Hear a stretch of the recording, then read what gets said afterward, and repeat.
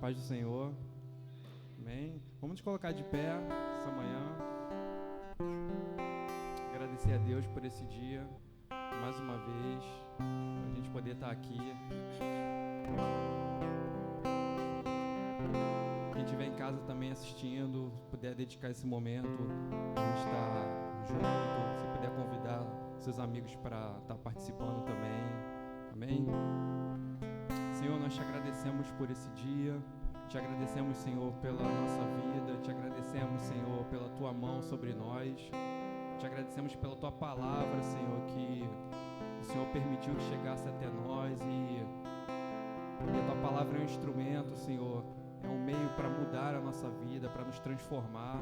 A tua palavra é um meio para nos ensinar, Senhor, e nós te agradecemos porque isso demonstra o seu amor, Pai, o seu cuidado com a nossa vida, Pai. Abençoa a nossa igreja, abençoa, Deus, as pessoas que estão participando desse momento, Senhor, pessoas que precisam, ó Deus, da intervenção do Senhor na vida delas, que o Senhor possa estar agindo, Senhor, que em nome de Jesus o Senhor possa se fazer presente, que o Senhor possa falar aos corações, Pai. Muito obrigado por tudo, Pai, em nome de Jesus, amém. Se puder, vira para o irmão, dá um alô, dá um tchauzinho. Às vezes você não viu ele, não pode abraçar, mas amém.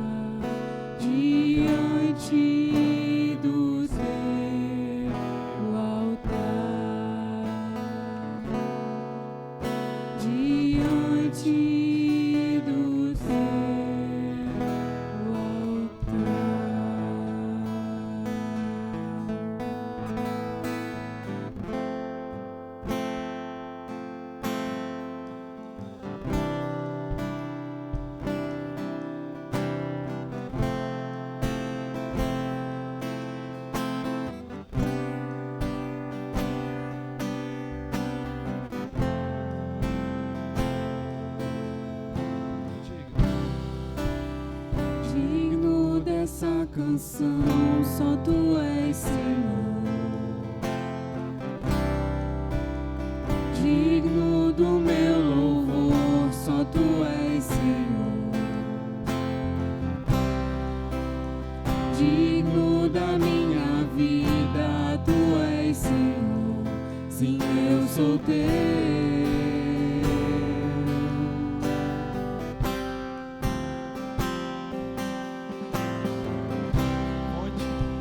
Fonte da salvação, só Tu és Jesus.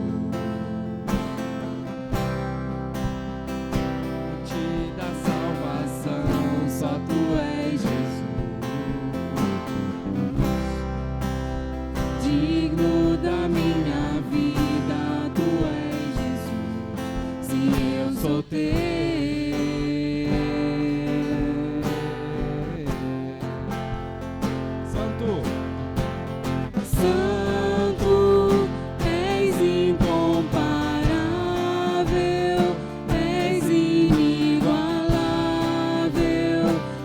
Abre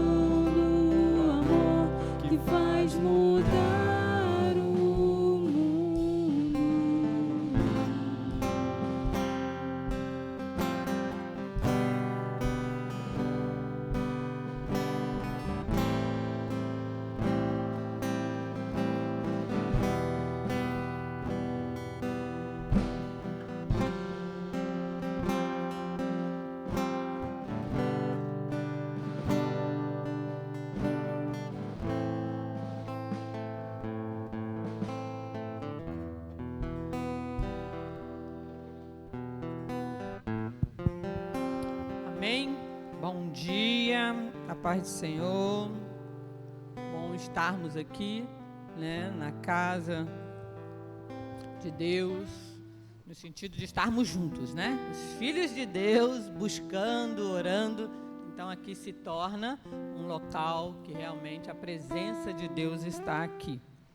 Hoje, nesse momento de intercessão, eu queria estar lendo aqui, lá em Josué, no capítulo 10, foi o versículo que nós estivemos orando na terça-feira de oração, colocando diante do Senhor esse tema, né? O sol e a lua são detidos. Nós temos estudado sobre os milagres de Deus através de homens orando, né? Então, esses homens e mulheres orando, aconteceram muitos milagres. E esse aqui foi um dos milagres, né? Você já deve ter estudado aí, já deve ter lido, lá em Josué 10, versículo 12 ao verso 15. O sol e a lua são detidos. Então Josué falou ao Senhor, no dia em que o Senhor entregou os amorreus nas mãos dos filhos de Israel, e disse na presença dos israelitas: sol, detente em Gibeão, e tu, lua, no vale de Aijalon. E o sol se deteve e a lua parou. até que o povo se vingou de seus inimigos. Não está isto escrito no livro dos justos? O sol, pois, se deteve no meio do céu, e não se apressou a pôr-se, quase um dia inteiro. Não houve dia semelhante a esse, nem antes e nem depois dele. Tendo o Senhor assim atendido a voz de um homem, porque o Senhor pelejava por Israel. Voltou Josué e todo Israel com ele ao arraial a Gilgal. Amém? Então, esse texto aqui, desde o capítulo 10, né? Todo ali, ele estava passando um momento difícil em Israel. E Josué era aquele escolhido de Deus, né? Eu amo a história de Josué. Quando Deus me falou, você vai ter uma vida em missões, né? Como sendo a sua atividade, Deus usou aquela palavra de Josué. Ser forte e corajoso. Não te mandei eu. Então eu amo Josué porque ele tem uma ordenança para a minha vida, né? Vânia, seja forte.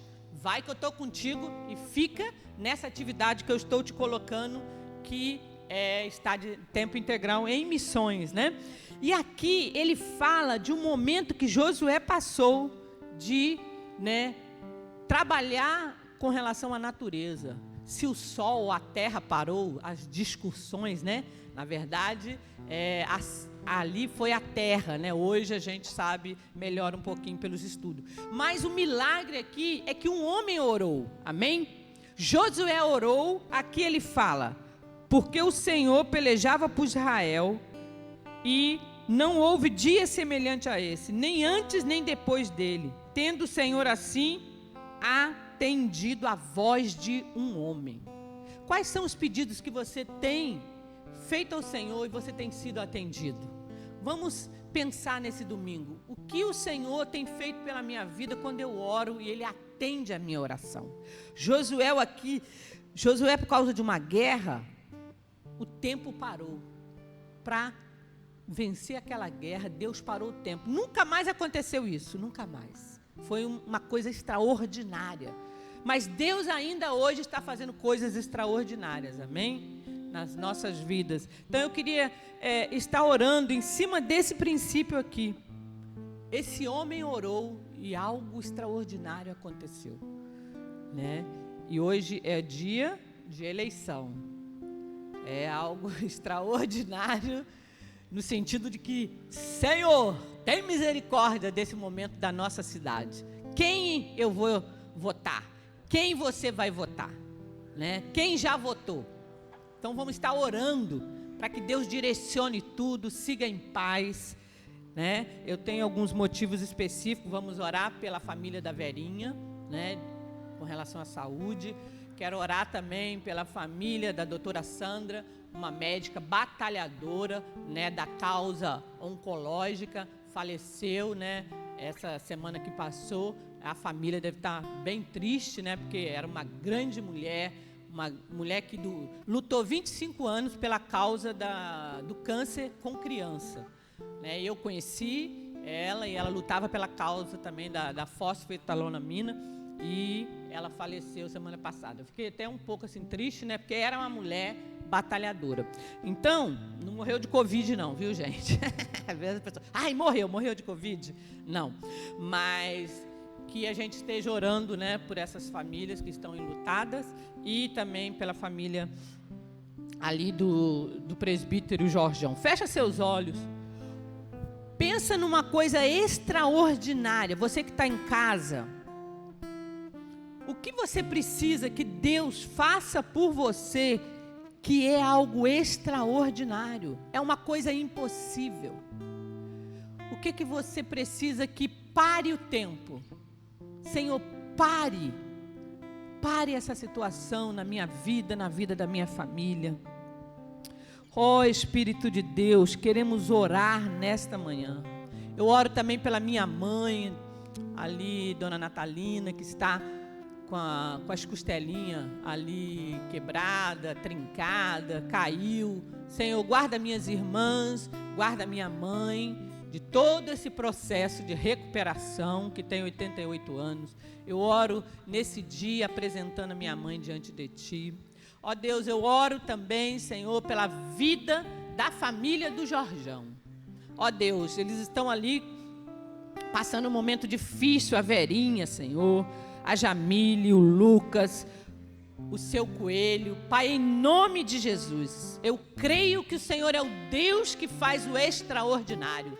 O homem olha assim e fala: que isso? Como assim?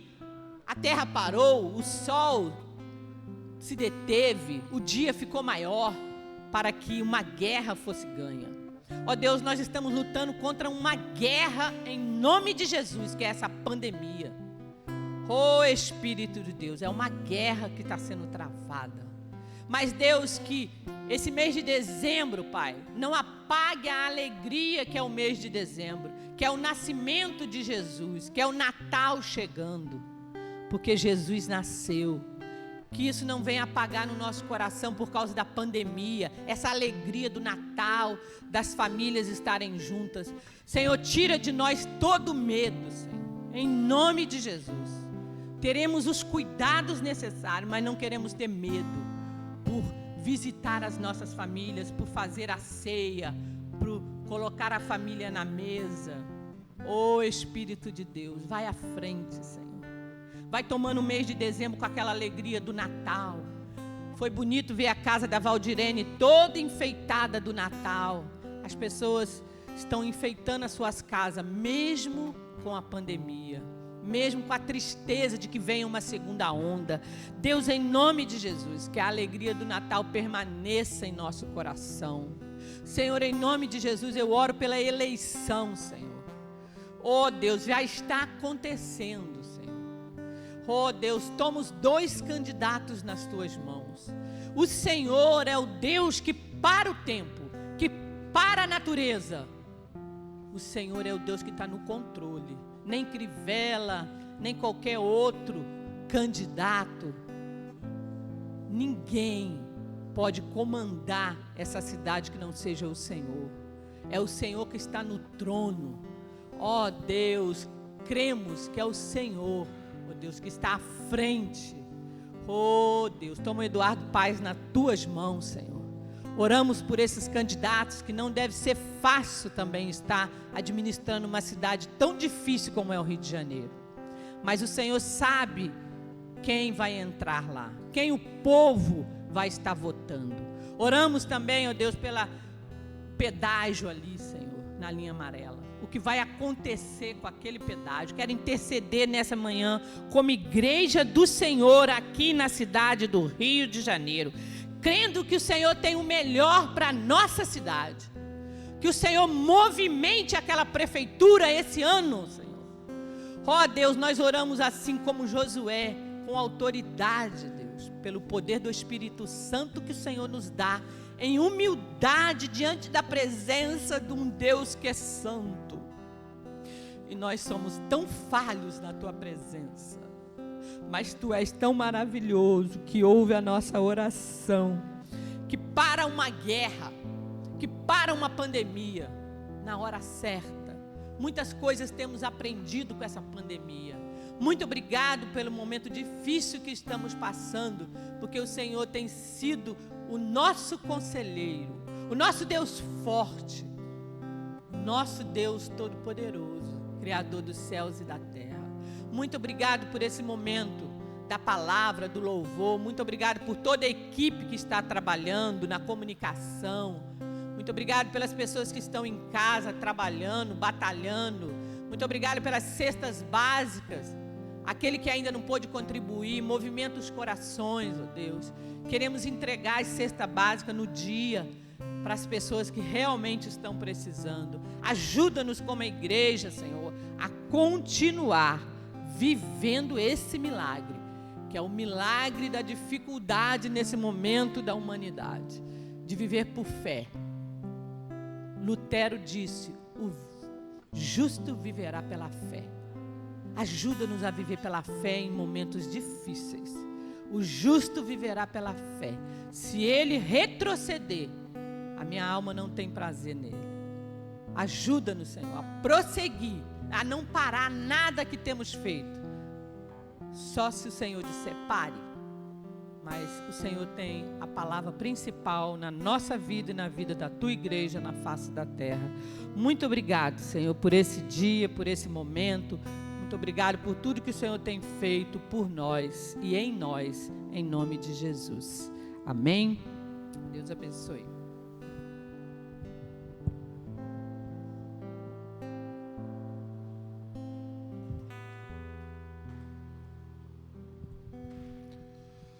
Olá, graça e paz. Que bom revê-los. Queridos, antes de abrir o texto da palavra de Deus aqui para meditar com vocês, eu quero lhes dizer que essa semana eu estive refletindo bastante sobre o momento que todos nós temos vivido, temos passado. E, como igreja, especificamente a nossa realidade, né, nós somos uma comunidade estritamente relacional, não é? Um dos nossos valores mais caros, mais preciosos, é o relacionamento que nós desenvolvemos e dedicamos uns aos outros. Isso é muito importante para nós. E nessa situação de pandemia, de certa forma, em certa medida, nós somos privados daquilo que nos é mais precioso e caro, que são os nossos relacionamentos. Afinal, a forma de manter, não é, as pessoas saudáveis e seguras implica em distanciamento social. E isso traz para nós, obrigado, isso traz para nós um grande desafio,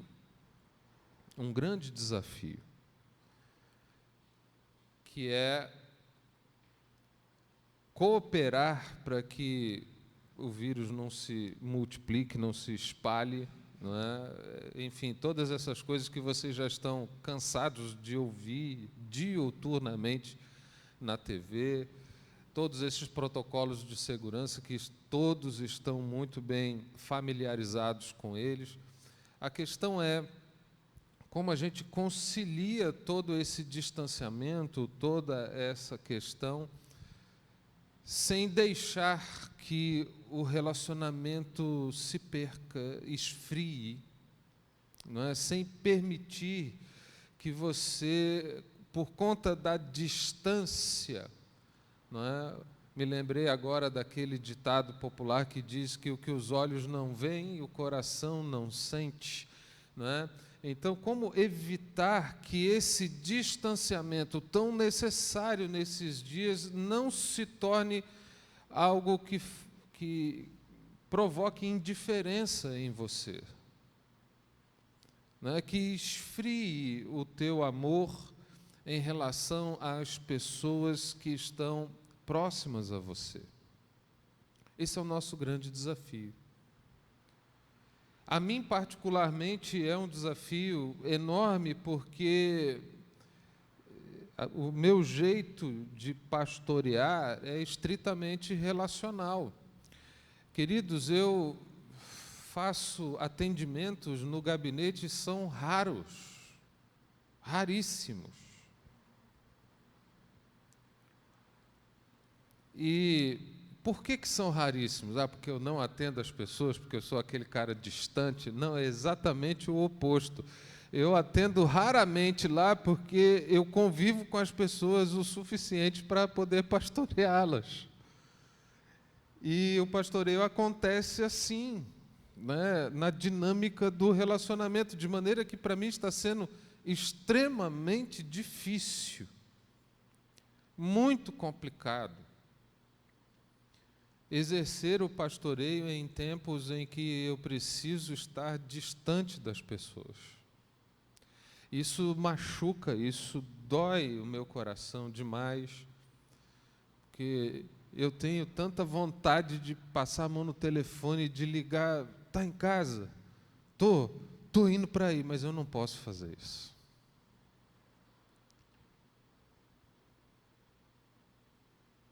De ligar para a pessoa, e aí, está de bobeira? Então vem tomar um café comigo. Não dá. E de limitar o pastoreio apenas às pregações, ao ensino, é muito difícil, é muito complicado. Ah, pastor, mas você pode ligar para as pessoas. Mas também há um problema nisso, né? As pessoas não estão atendendo o telefone mais ultimamente. Se você vai escrever um texto e faz um textão, já nem leem. Não é? Se você grava um áudio, que é mais prático, mais rápido, a pessoa bate o olho lá, o quê? 8 minutos de áudio? Não ouve também.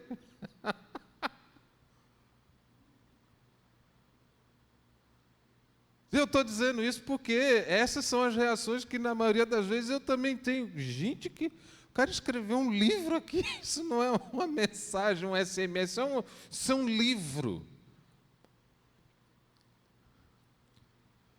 E essas questões que a tecnologia, às vezes, facilita, mas, ao mesmo tempo, ela traz desafios para nós.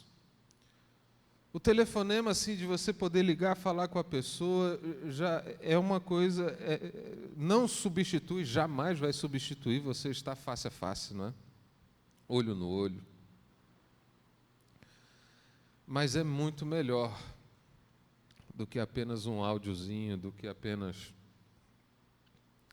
algumas palavras escritas numa mensagem, ou com certeza é melhor do que você ligar e ouvir aquela mensagem. O número não está disponível agora. Não é?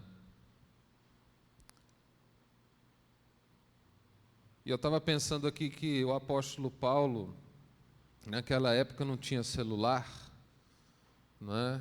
Naquela época não tinha WhatsApp, não tinha Telegram, não tinha nada dessas coisas que nós temos hoje, internet, então era algo inconcebível. Eram cartas que às vezes demoravam meses para chegar. Mas, de alguma forma, dentro do contexto, era possível você continuar próximo das pessoas, continuar nutrindo o amor por elas, continuar o relacionamento, ainda que distanciado um pouco. E o que eu queria dizer para vocês hoje é o seguinte: não permita que o distanciamento esfrie o teu amor ou torne você indiferente para com as pessoas com quem você convive. Como é que você poderia fazer isso? Eu não estou pregando ainda, só estou aqui dando uma pastoral para vocês, porque, queridos, a partir desta próxima semana, nós vamos experimentar, não é, um endurecimento nas regras do distanciamento social, porque os hospitais, tanto privados quanto públicos, já estão fazendo filas nas portas.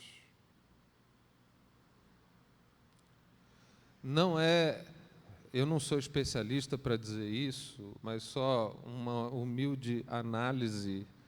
O que nós estamos vivenciando no momento não é uma segunda onda de contaminação. O que nós estamos vivenciando no momento é um agravamento de uma situação que já não estava boa. Que nós nos mantivemos com os números relativamente altos, não é? É aquela coisa, estava morrendo 1.200 pessoas por dia, passa a morrer 700, nossa, baixou para caramba. Né? A gente encara assim, né? Somos levados a encarar dessa forma, mas os números continuam absurdos e agora eles começaram a agravar-se.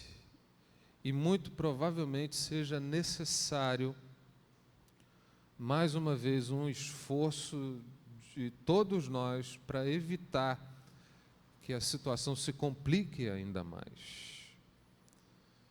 E eu sei que nos foi dada uma sensação de que estávamos vivendo uma certa normalidade. Basta você ir aqui, sair pelas ruas, você vê gente aglomerada, gente sem máscara, como se nada tivesse acontecendo. Tá desse jeito. Quem vai aqui no bairro, na Tenente Abel Cunha, pelo amor de Deus, vai lá de noite, você olha, você fala, gente, isso aqui parece que é outro planeta, não está no Brasil. É outro país. Não é nem outro país, é outro planeta mesmo. Eles estão fora da realidade completa e total. Uma muvuca, gente puleirada uma em cima da outra. Tá certo que é um lugar para comer, você não vai comer de máscara, mas você também não fica ali comendo o tempo inteiro, não é mesmo? Então, gente, muito difícil, muito difícil. E o preço disso, a conta disso já está chegando. Então, continue cultivando os laços através de questões simples. Hoje a gente não escreve carta, mas manda mensagem, Não vai mandar uma carta na mensagem, não, porque a pessoa não lê, Seja mais conciso. Se a pessoa atende o telefone, então liga para ela. Demonstre o quanto você se importa, o quanto essa pessoa é preciosa para você. E se você está aí entristecido, chateado, deprimido, preocupado, amedrontado, seja lá o que for que você esteja sentindo, não passe por isso sozinho. Seja a dificuldade ela qual for, olha, estou precisando, ora comigo. Eu acho que são essas as atitudes simples que nós podemos ter e que vão nos ajudar a passar por esse momento. E até que essas vacinas se mostrem eficazes, nós vamos passar por momentos que vai dar para dar uma relaxada, vai dar para se encontrar, e vamos passar por momentos em que isso também não vai ser possível. A gente precisa meio que dançar conforme a música. A coisa agrava, a gente dá um passo para trás, deixa esfriar, depois a gente volta, até que consigamos ver essa situação sendo debelada de forma definitiva quando as vacinas se mostrarem eficazes. Então, queridos, isso aqui é um alerta do pastor de vocês, que os ama muito, e está atento ao que está acontecendo. Essa semana, na terça-feira, a liderança toda da igreja vai se reunir para a gente avaliar esse novo quadro.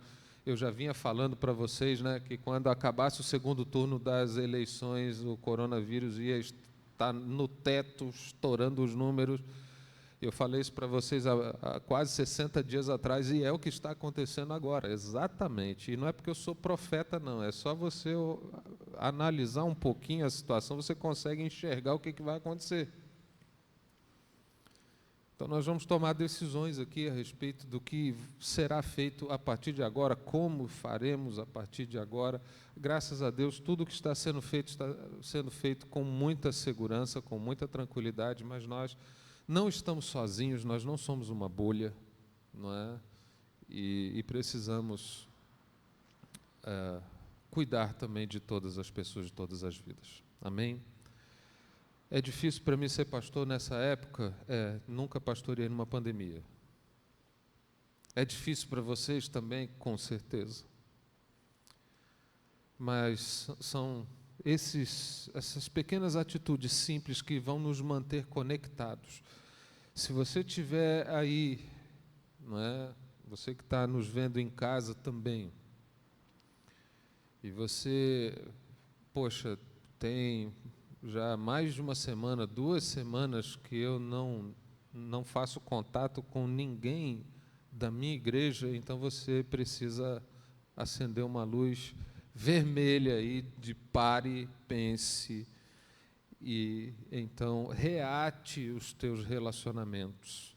Não vamos deixar que isso fique apenas aí no mundo virtual, não é? Onde você apenas recebe palavra e ensino. Você também é igreja, e igreja é estritamente ser corpo, é ter comunhão, é andar juntos. Talvez não presencial, isso a gente não vai conseguir nesse momento, mas de outras formas, use a tua criatividade e mantenha os teus laços fortalecidos. Amém? Bom, dito isso, vamos para a palavra do Senhor rapidamente. Abra sua Bíblia, segunda carta de Paulo aos Coríntios, no capítulo 5, a partir do verso 11.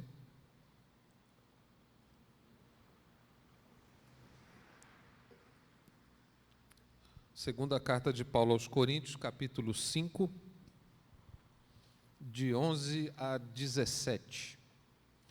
E assim, conhecendo o temor do Senhor, persuadimos os homens e somos cabalmente conhecidos por Deus. Espero que também a vossa consciência nos reconheça. Não nos recomendamos novamente a vós outros, pelo contrário, damos-vos ensejo de vos gloriardes por nossa causa, para que tenhais o que responder aos que se gloriam na aparência e não no coração. Porque se enlouquecemos é para Deus, e se conservamos o juízo é para vós outros. Pois o amor de Cristo nos constrange, julgando nós isto: um morreu por todos, logo todos morreram. E ele morreu por todos, para que os que vivem não vivam mais para si mesmos, mas para aquele que por eles morreu e ressuscitou. Assim que nós, daqui por diante, a ninguém conhecemos segundo a carne. E se antes conhecemos Cristo segundo a carne, já agora não o conhecemos deste modo. E assim, se alguém está em Cristo, é nova criatura, as coisas antigas já passaram, eis que se fizeram novas. Amém? Que Deus abençoe você com essa palavra. Eu queria que você notasse aqui comigo uma coisa. Jesus, ele é um divisor de águas em nossas vidas. Nós podemos dizer que éramos um tipo de pessoa antes de Jesus, e depois de Jesus nós nos tornamos outro tipo de pessoa. Ele é esse Cristo que provoca em nós essa mudança profunda, que marca e divide a nossa história. E eu acho que isso não é uma coisa muito complicada de você entender. Mas talvez não seja tão fácil assim perceber, assimilar a dimensão dessa transformação em nossas vidas. E você, para entender isso, você precisa observar uma coisa. Quem está escrevendo aqui é o próprio apóstolo Paulo, um cara que era judeu, não é? Fariseu,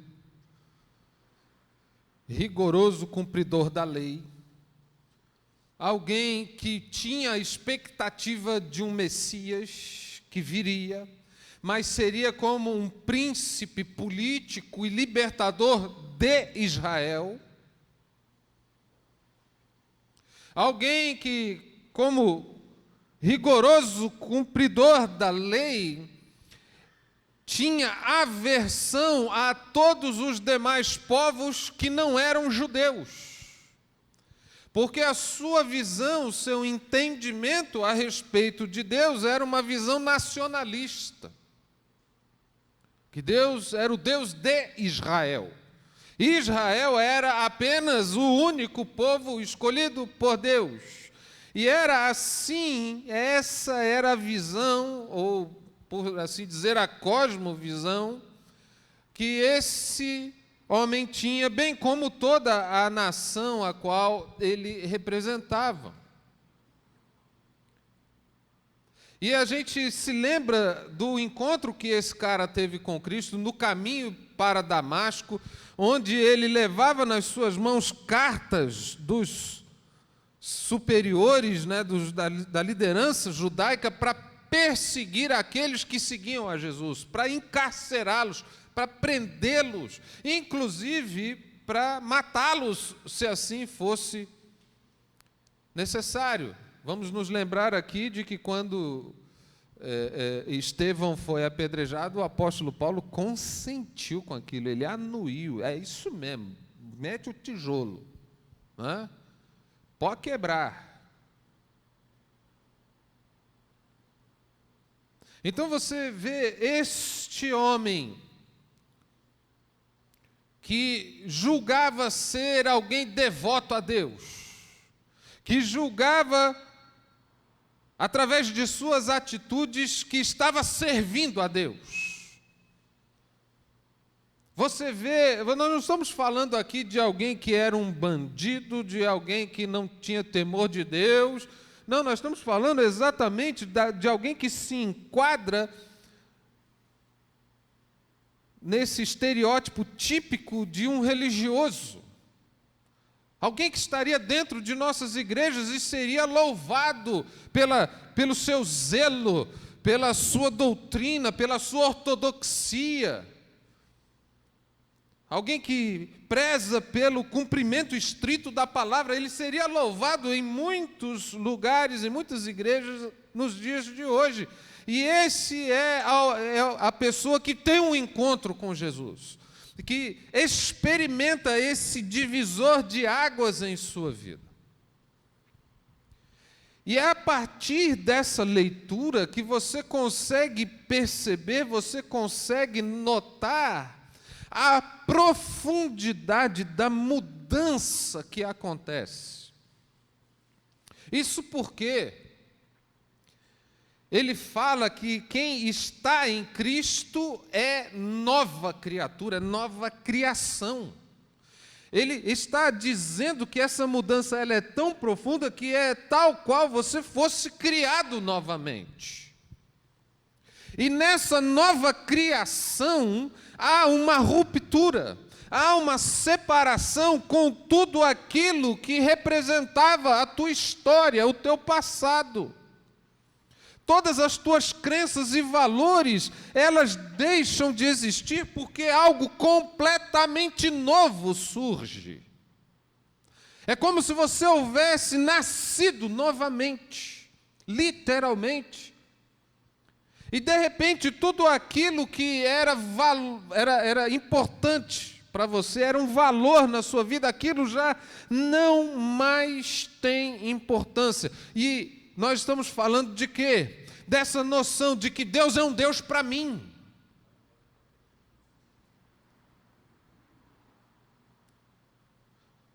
Dessa noção de que Deus,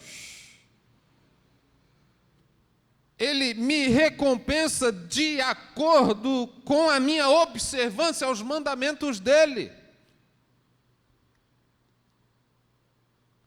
Desse Deus que é nacionalista, que segrega, que salva Israel e manda o resto dos povos tudo para o inferno. É de todas essas concepções que constituíam a vida do apóstolo, os fundamentos de sua vida, elas deixam de existir, porque ele diz que, olha, é uma nova criação, isso muda por completo. Essa história ficou para trás.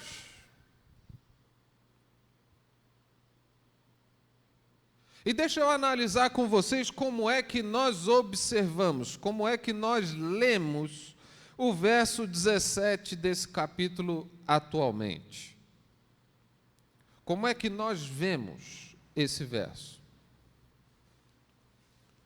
Bom, quando nós nos encontramos com Jesus, nós somos reconciliados com Deus. Não é verdade? A Bíblia diz isso. Nós nos tornamos filhos de Deus. Amém? Nossos pecados são perdoados. Então não tem mais culpa, mais condenação, não tem mais medo. Nós somos abençoados com a paz de Cristo, que só Ele tem e ninguém mais tem para dar.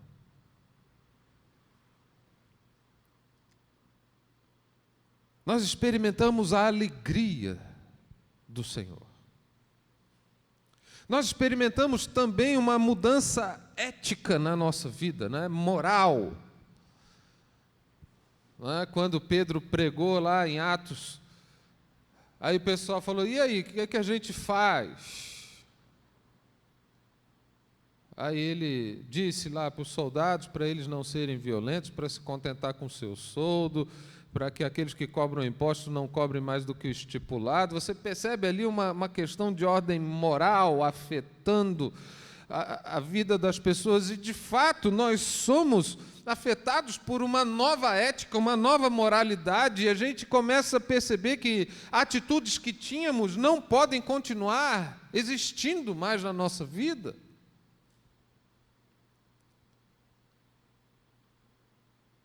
Mas, queridos, tudo aqui que eu falei está escrito, é verdade, de fato acontece, mas a questão é que a gente para aí.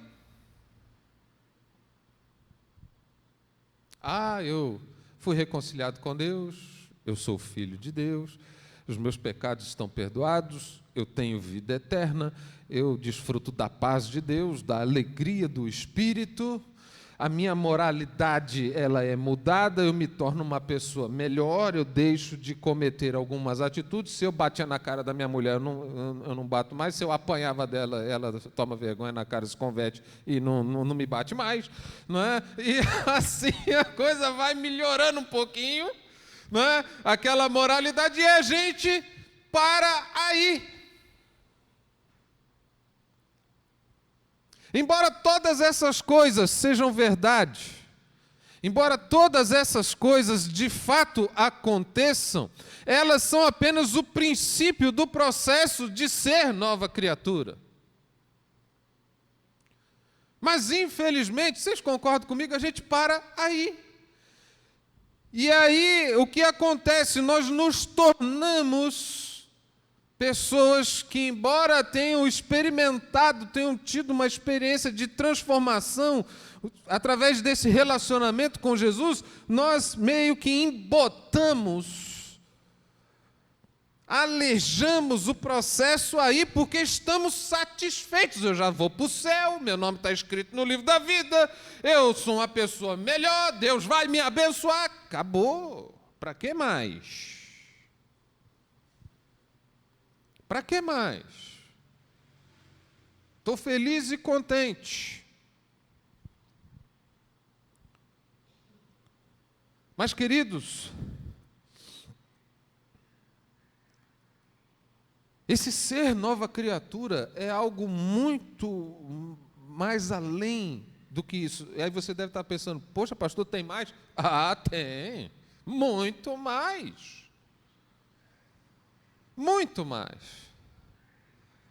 Você está pensando que isso é suficiente? Como se não bastasse, né? Isso que a gente já está colocando aqui é algo fantástico, é maravilhoso, é poderoso, não é? Mudou a nossa história, graças a Deus. Mas, irmãos, há muito mais em Cristo, há muito mais implicações de ser nova criatura do que apenas estas coisas com as quais eu e você estamos acostumados a conviver. O apóstolo Paulo, ele diz assim, olha só, verso 14, pois o amor de Cristo nos constrange, julgando nós isto, um morreu por todos, logo todos morreram. E ele morreu por todos, para que os que vivem não vivam mais para si mesmos, mas para aquele que por eles morreu e ressuscitou. Aqui nós temos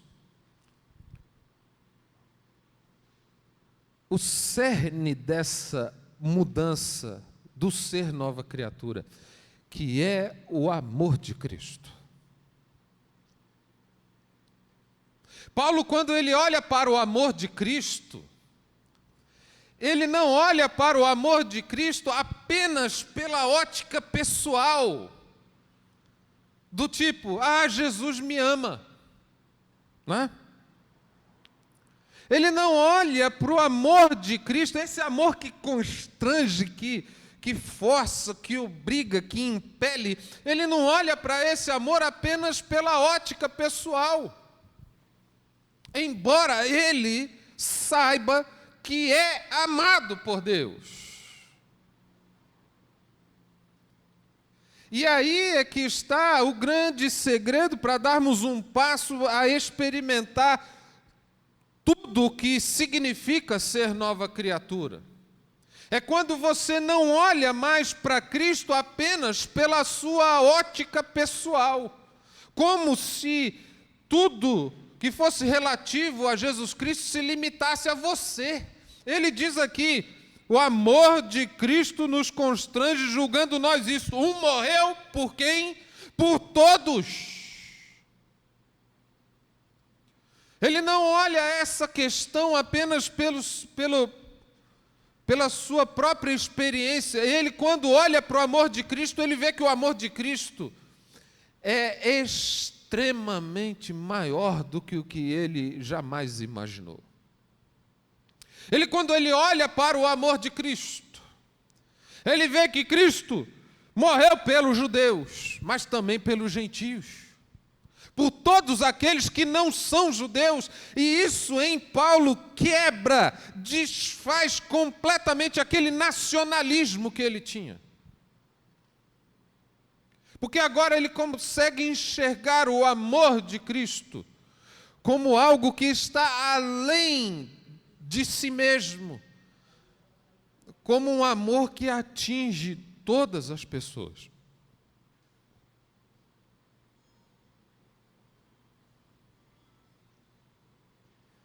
Aqui começa uma mudança de perspectiva, que eu queria que você notasse comigo, porque uma das coisas que é difícil numa pregação é você manter a didática, não é? Para as pessoas irem acompanhando você, não é?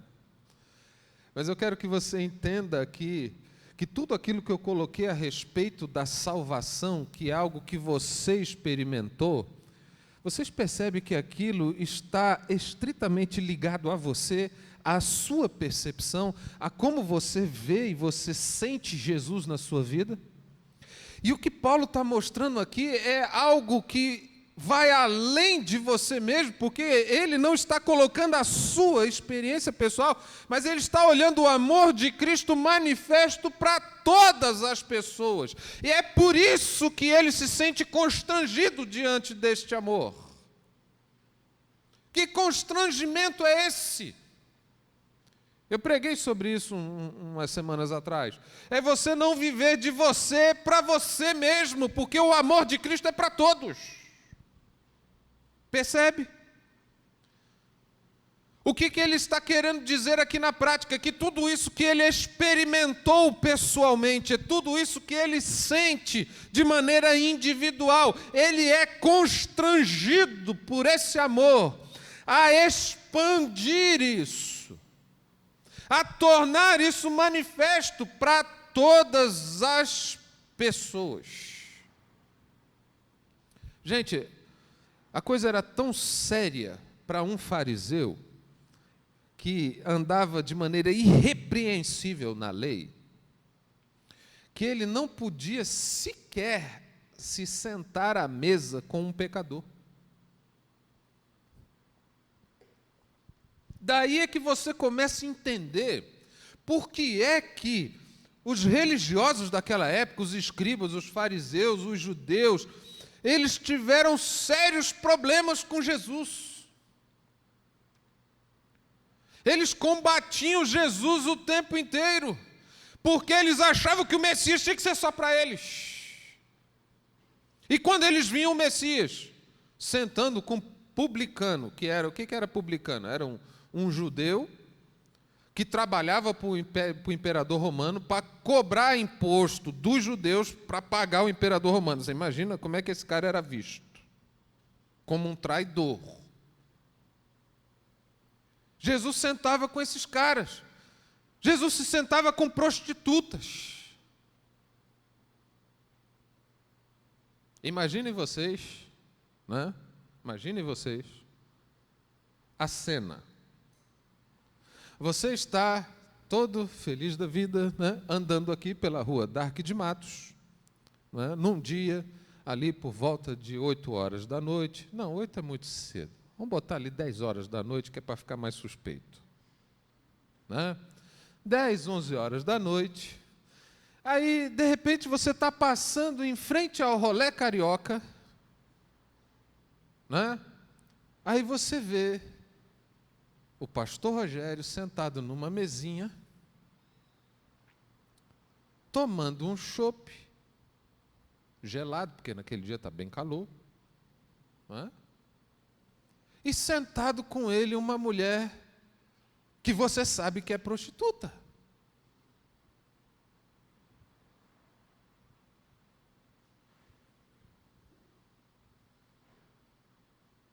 Pronto, a casa caiu. Né? Já pega o celular, já começa a filmar para ter prova. Vou levar para a Assembleia da Igreja. Agora ele cai.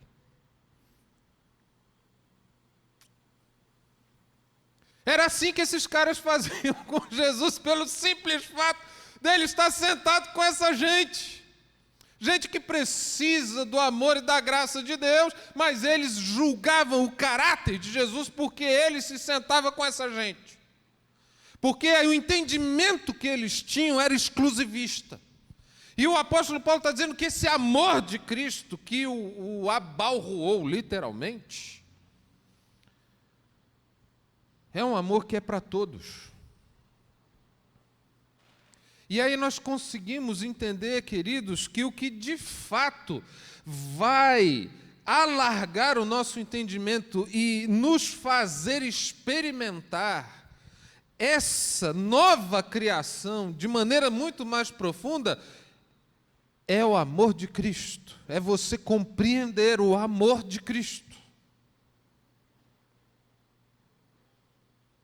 E olha um verso que a maioria passa por cima dele e nem observa. Verso 16. Assim que nós, daqui por diante, a ninguém conhecemos segundo a carne. E, se antes conhecemos a Cristo segundo a carne, já agora não o conhecemos deste modo. O que significa isso?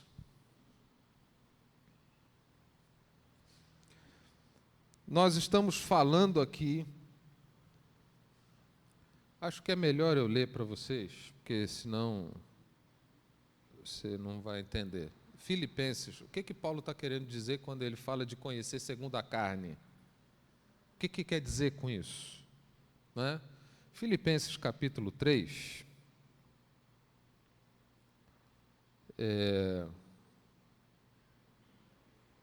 a partir do verso 3 diz assim: porque nós é que somos a circuncisão, nós que adoramos a Deus no Espírito e nos gloriamos em Cristo Jesus e não confiamos na carne. Bem que eu poderia confiar também na carne. Se qualquer outro pensa que pode confiar na carne, eu ainda mais. Circuncidado ao 8º dia, da linhagem de Israel, da tribo de Benjamim, hebreu de hebreus, quanto à lei fariseu, quanto ao zelo perseguidor da igreja, quanto à justiça que há na lei, irrepreensível. Mas o que para mim era lucro, isso considerei perda por causa de Cristo. Sim, deveras considero tudo como perda por causa da sublimidade do conhecimento de Cristo Jesus, meu Senhor, por amor do qual perdi todas as coisas e as considero como refúgio para ganhar a Cristo e ser achado nele, não tendo justiça própria que procede da lei, senão a que é mediante a fé em Cristo, a justiça que procede de Deus, baseada na fé para o conhecer e o poder da sua ressurreição e a comunhão dos seus sofrimentos, conformando-me com ele na sua morte para, de algum modo, alcançar a ressurreição dos mortos. Preste atenção no que eu quero dizer aqui para você. O que eu estou falando? que há mais em ser nova criatura, além de todas aquelas coisas que eu já demonstrei para vocês aqui? O que há a mais em ser nova criatura, no sentido da experiência que o apóstolo Paulo está colocando aqui, é que você passa a ter uma visão cristocêntrica a seu próprio respeito. Você passa a ter uma visão cristocêntrica a respeito das outras pessoas. E você passa a ter uma visão cristocêntrica, e agora vai parecer redundante o que eu vou dizer, mas não é, a respeito de Deus. Note que isso vai trazer algo mais completo para você do que é ser nova criatura. Quando Paulo diz a respeito dele mesmo, se tem gente que pensa que pode confiar na carne, eu mais do que todos, e aí ele coloca tudo isso que nós acabamos de ler. O que é isso? É você ser uma pessoa que confia naquilo que você faz para Deus.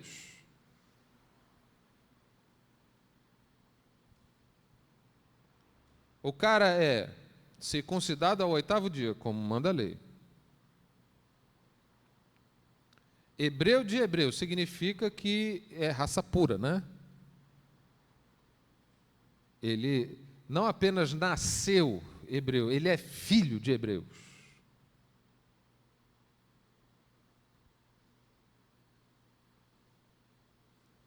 E aí ele começa a colocar todas aquelas questões religiosas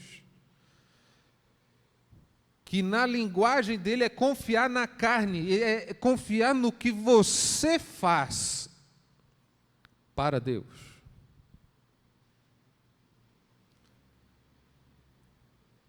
E tem tanta gente que, embora tenha sido reconciliado com Deus, tenha sido perdoado dos seus pecados, tenha tido seu nome escrito no livro da vida, não é? Tenha experimentado a paz, a alegria do Espírito, tenha tido uma experiência de mudança na sua vida, na sua ética, na sua moral, embora tenha experimentado isso tudo, tem gente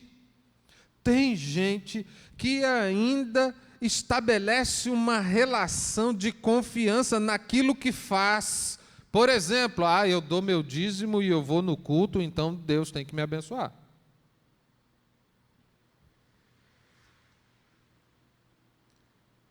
Aí se passa por algum problema, por alguma crise, por alguma doença, fala, mas Deus, eu sou fiel ao Senhor, por que isso está acontecendo comigo? Você percebe que o que está por trás dessa frase é a pessoa confiar naquilo que ela faz para Deus? Ao invés de compreender a graça e o amor de Deus que lhe foi manifesta, que todas essas coisas que ela recebeu não foi porque ela fez alguma coisa, porque ela mereceu alguma coisa, mas porque Deus teve graça. E o que acontece quando uma pessoa confia naquilo que ela faz para Deus? Ela se torna arrogante. Ela se torna soberba. Como aquele fariseu que orava ao lado do pecador e dizia, Senhor, eu te dou graças, porque eu não sou igual a esse infeliz, pecador. Eu faço as minhas orações, eu entrego as minhas ofertas, e esse é um miserável que vai para o inferno. Mas o texto bíblico, Jesus está dizendo que esse cara orava de si para si mesmo. Vocês estão vendo a expressão aqui? O que Paulo está dizendo, para que aqueles que vivam não vivam mais para si mesmos. Quando você vive confiado no que você faz para Deus, você está vivendo de si para si mesmo. Porque você está estabelecendo com Deus uma relação de troca. Você é fiel, então Ele te abençoa. E, na verdade, isso é algo diabólico, porque foi isso que o diabo disse para Deus em relação a Jó. Ah, claro que ele é fiel. Ele é o cara mais abençoado de todo o Oriente. Tira tudo dele que você vai ver se ele não blasfema na tua cara. Foi exatamente isso que o diabo disse. O que ele está dizendo é que ninguém serve a Deus por amor, apenas por interesse. E se você é alguém que confia no que você faz para Deus, você só serve a Deus por causa de interesse. E no dia que você for privado de tudo aquilo que você acha que é bênção de Deus, muito provavelmente você vai dar as costas para Ele. Porque você não foi constrangido pelo amor, você não entendeu ainda o amor de Cristo. É o amor de Cristo que te torna nova criatura. E o ser nova criatura é, em primeiro lugar, você não mais se olhar segundo a carne.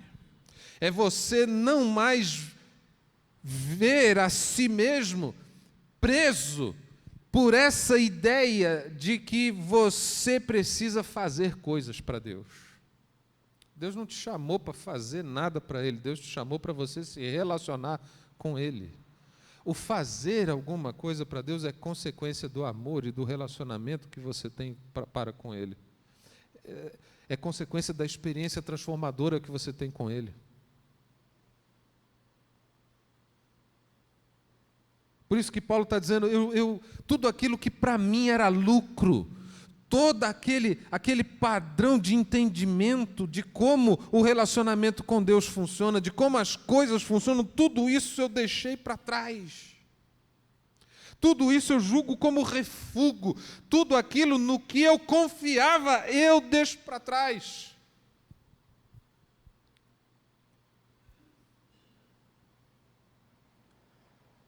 Existem pessoas que estabelecem meios e formas de se colocar em sociedade. Não é? Por exemplo, como é seu nome? Ah, eu sou o doutor fulano de tal. Ou então, se você me perguntasse aí fora, né? Ah, e qual é o seu nome? Ao invés de eu dizer Rogério, não, reverendo Rogério Alves Barroso. Ué, que droga. Por que reverendo?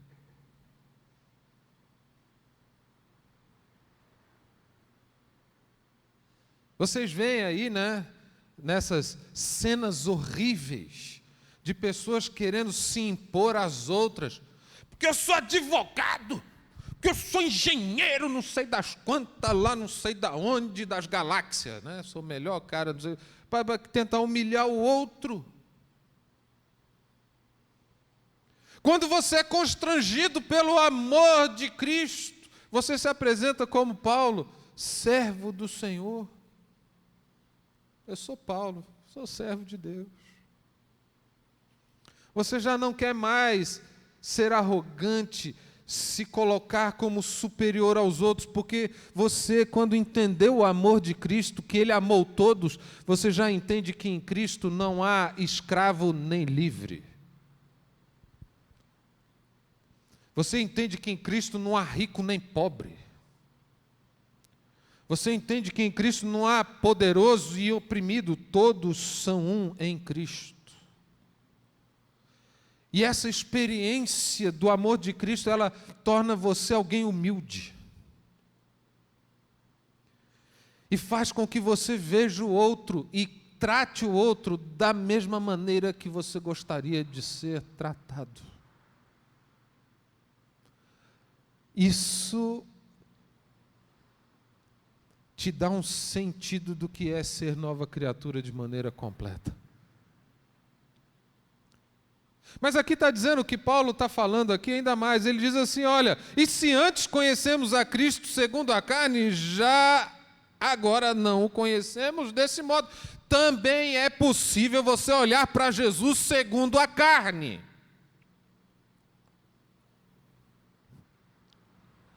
Eu já escutei, né, um pastor que estava assim muito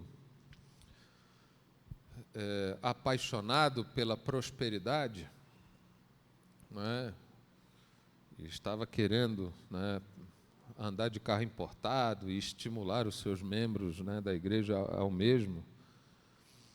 eu cheguei a ouvi-lo dizer que, não é, o burrinho lá que Jesus montou para entrar em Jerusalém era o carro importado da época. Oh, meu Deus! Que absurdo!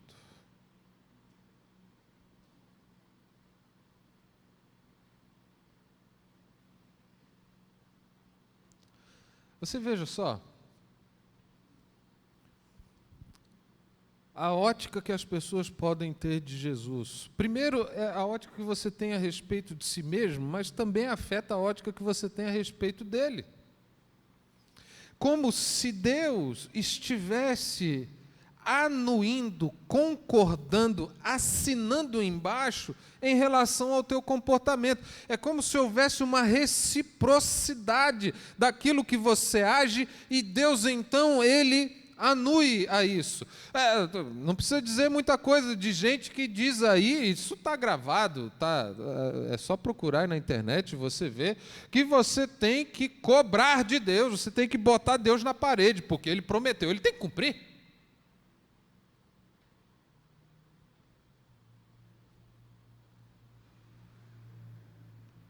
E por aí vai.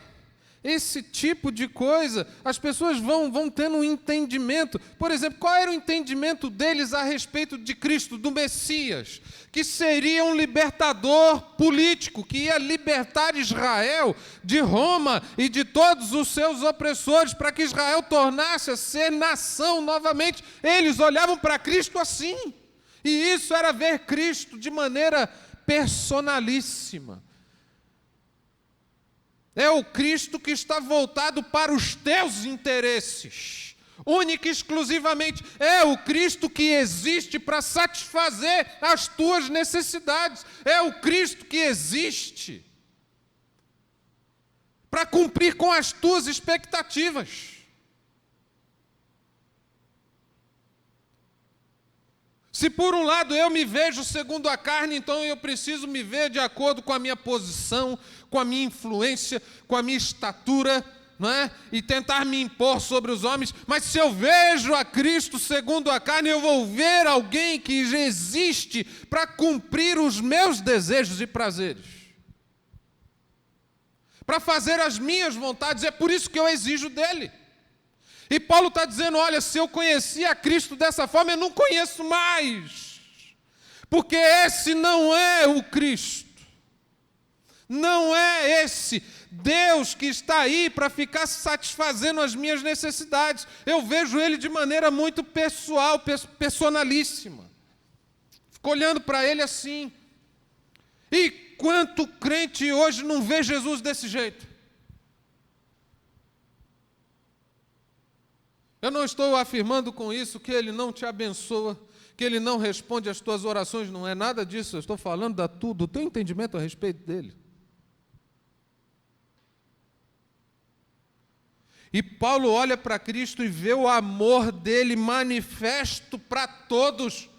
Aí ele percebe que esse Jesus não existe apenas por causa dos judeus, que Ele não está ali a serviço apenas dos judeus, que Ele está ali para abençoar todas as famílias da terra. E esse amor é que constrange Paulo a não olhar mais para Cristo daquela forma.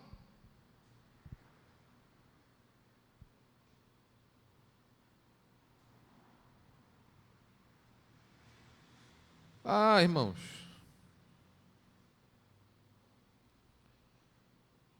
esse ser nova criatura te impacta como indivíduo. Esse ser nova criatura te impacta em sociedade, você vendo os outros, a forma como você vê os demais. E esse ser nova criatura impacta o entendimento que você tem a respeito de Deus.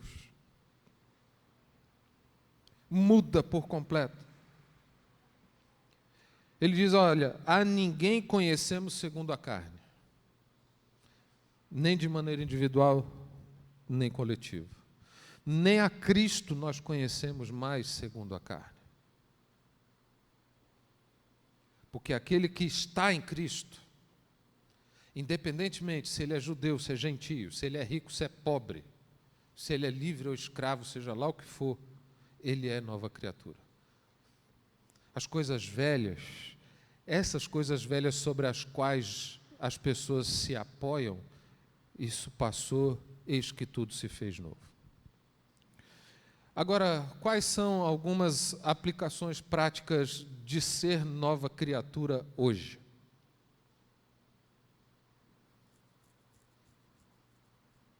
Agora que a coisa fica complicada.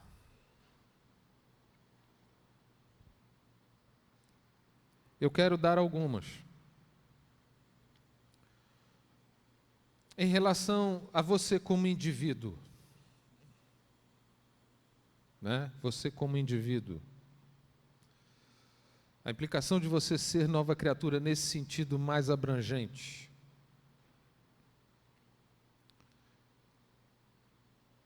Isso, para você, torna você alguém mais humilde.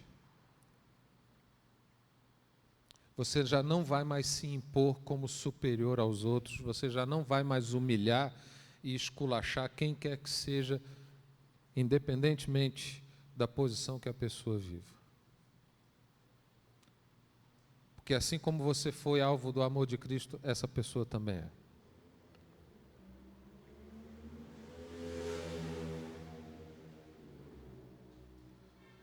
Eu penso que o ser nova criatura, aqui,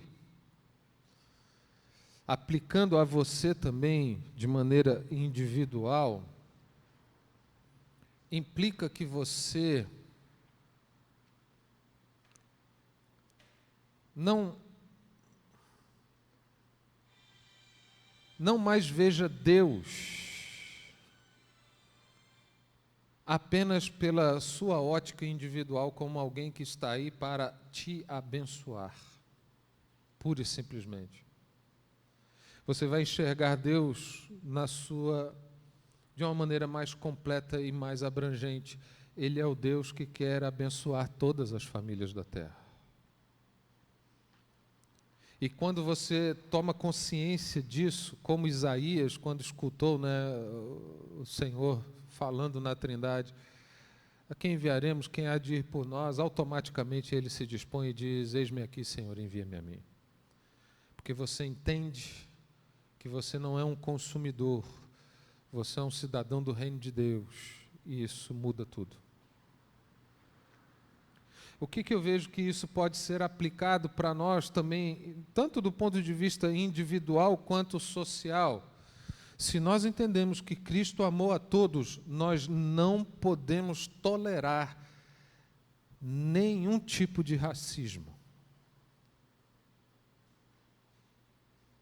Nós não podemos ter nenhum tipo de comportamento xenófobo, ou seja, não é? Tem gente aí hoje que não pode ver chinês. Já repararam isso? Que já quer matar o chinês, quer esculachar o chinês, não é? Porque o chinês quer a desgraça do mundo. Isso é xenofobia.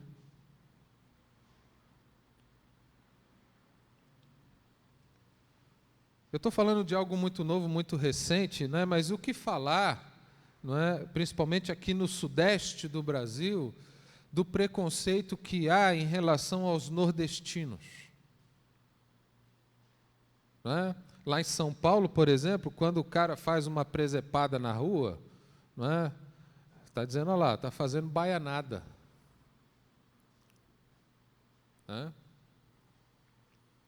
Aqui no Rio de Janeiro, quando o sujeito dá uma mancada dessas, olha lá o Paraíba.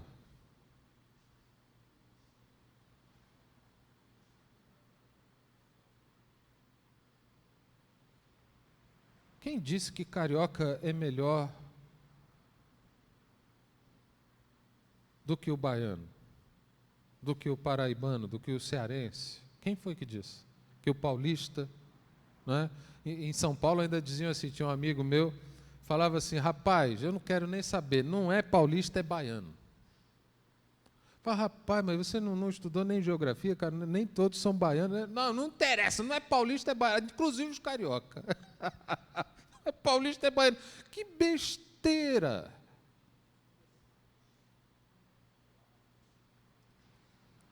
Se nós somos novas criaturas, nós não podemos admitir esse tipo de comportamento preconceituoso.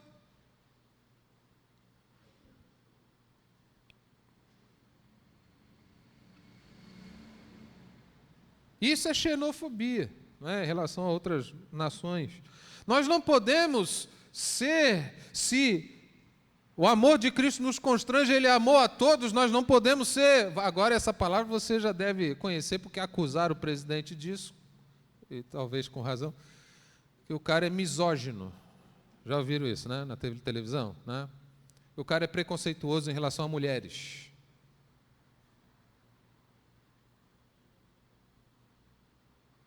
Outro dia eu estava parando para pensar sobre isso, né?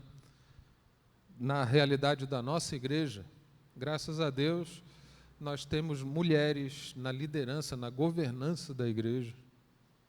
Não é? A nossa vice-presidente é mulher. É mulher de verdade.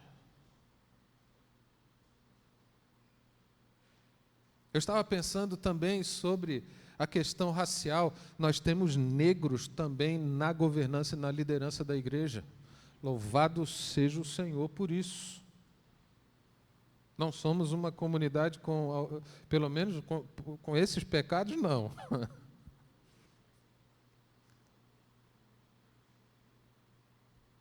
O ser nova criatura implica em que nós não admitamos de maneira nenhuma nenhum tipo de discriminação social. Sabe o que é isso? Gente que tem dinheiro e é tratado de maneira diferente na igreja em relação aos que não têm. Ah, sob o meu pastoreio isso não rola. Não rola mesmo. Todos são ovelhas, do mesmo jeito. Posso ir na casa do que é mais abastado, posso ir na casa do que é menos abastado, isso não interessa, eu não estou lá por causa do que a pessoa tem ou deixa de ter, eu estou lá por causa dela. Ponto.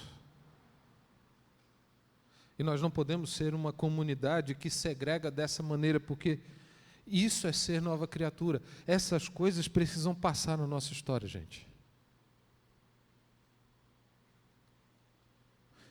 E para finalizar, porque eu já atingi o tempo limite aqui,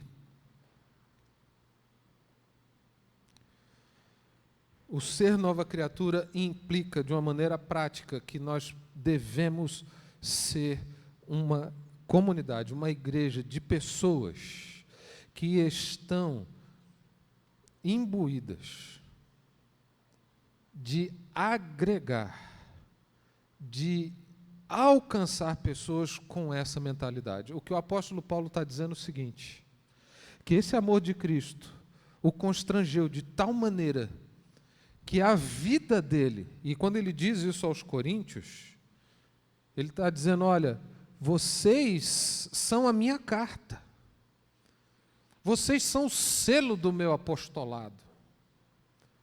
O que eu faço para alcançar pessoas como vocês. E Corinto era uma cidade de origem grega, imagina, uma confusão cultural. Quando nós somos nova criatura, estamos em Cristo, nós estamos necessariamente envolvidos com a missão de Cristo, que é alcançar o perdido. Ele veio para os que estão doentes e não para os que estão sãos. E os sãos aí, diga-se de passagem, são os religiosos que dizem que não precisam de Jesus, porque ele já tem tudo. E eu vou parar por aqui, porque senão ia começar outra mensagem e vai dar zebra. Vou chamar o Ministério de Louvor aqui. Queria que você se colocasse de pés, nós vamos orar. Logo após essa oração, nós vamos louvar ao Senhor e vamos ter aí o privilégio de dedicar a Deus os nossos dízimos e ofertas. Carlão estava me falando que as cestas básicas estão prontas, ele vai marcar aí o dia da semana para entregar. Queremos agradecer a todos vocês que têm contribuído, não é? Para que famílias sejam assistidas, para que famílias sejam abençoadas nessa época tão difícil. Quero te pedir que continue sendo generoso. A Arlete estava falando ali comigo de lançar uma campanha na igreja, porque as arrecadações caíram para a gente conseguir aí comprar a proteína, né, o frango, para entregar na próxima cesta básica, porque isso caiu esse último mês. E a gente até disse, mas vamos dizer assim, é algo a mais, né? Você não vai substituir a tua oferta para a cesta básica para comprar o frango, porque senão a gente só entrega o frango, entrega a cesta. Entenderam isso? Para a gente continuar sendo relevante nesse tempo tão difícil de pandemia. Amém? Vamos orar. Pai, obrigado pelo tempo que o Senhor nos deu aqui, por essa palavra que nos leva a experimentar numa maneira mais profunda e abrangente o que é ser nova criatura. Eu oro para que agora o amor de Cristo constranja todos os que nos ouvem, seja aqui ou através da internet, em casa, para que essas pessoas não mais se portem dessa maneira. Queremos ser uma comunidade que não se cala diante dos problemas atuais da sociedade, como racismo, como misoginia, como tantos outros pecados que temos visto aí, que as pessoas tripudiam sobre as outras. Nós queremos ser uma comunidade onde todos são iguais em Cristo, onde não há esse confiar na carne, onde não há esse tipo de religiosidade que segrega, que mata, que distorce. Ajuda-nos, ó Pai, como igreja, a ser sal dessa terra e luz desse mundo numa época tão difícil. E queremos dedicar ao Senhor agora os dízimos e ofertas, as contribuições que vamos receber. Oramos, ó Pai, para que tudo isso seja como um aroma suave e aceitável diante do Teu altar. E oramos para que todos esses recursos sejam revertidos para cumprir a atividade fim da igreja, que é abençoar pessoas com essa palavra, com esse evangelho. É a oração, Pai, que nós fazemos, agradecidos em nome de Jesus. Amém. Amém. Você que vai estar aqui, você não precisa sair do seu lugar, né? Um diácono vai até você. Se precisa, pode ficar tranquilo. Você em casa tem as informações aí no rodapé do seu vídeo. Faça a sua contribuição agora. Vamos louvar o Senhor juntos.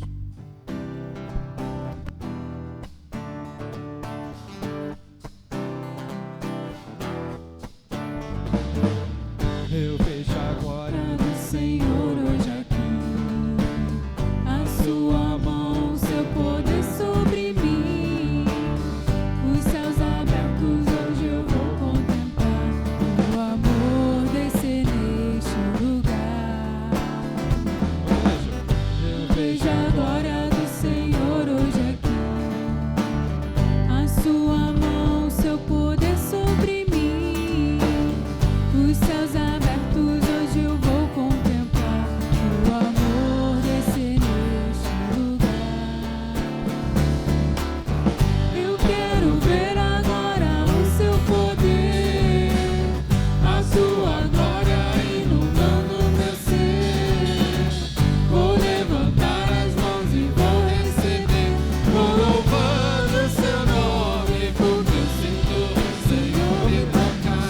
Eu quero ver agora o seu poder, a sua glória inundando meu ser.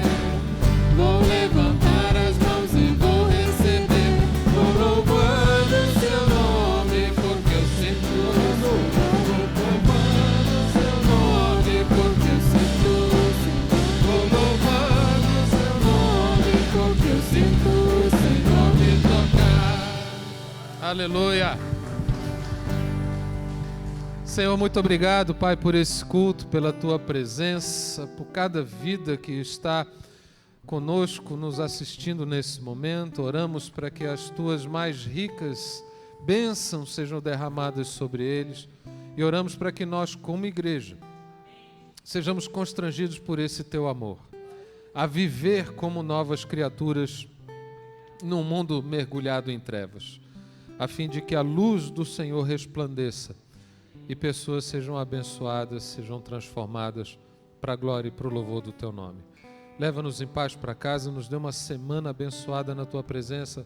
É a oração que fazemos, certos de que o amor de Deus, o nosso Pai, que a graça do nosso Senhor e Salvador Jesus Cristo, que o consolo e que o poder do Espírito Santo esteja sobre toda a igreja e sobre todo o povo de Deus espalhado pela face da terra, e a igreja diga amém, amém. Deus abençoe, queridos, a gente se vê, e qualquer alteração a gente avisa vocês.